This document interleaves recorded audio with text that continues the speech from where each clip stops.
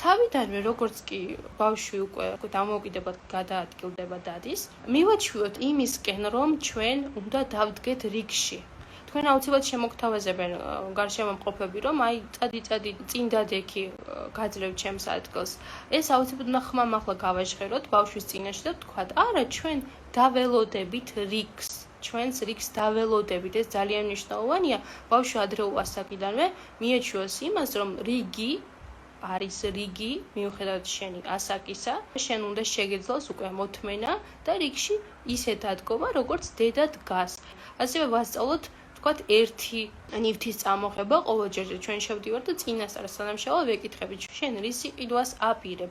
შენ ხო გაქვს უფლება ერთი ცალი რამე წამოიღო, ხო? რა თქმა უნდა, იქნება მომენტები, როცა ბავშვს, ვთქვათ, მოეწონა ბევრი რაღაცა, შეიძლება ბევრი რამის ყიდვა უნდა და ვერ ითვალისწინებს თქვენს თხოვნას.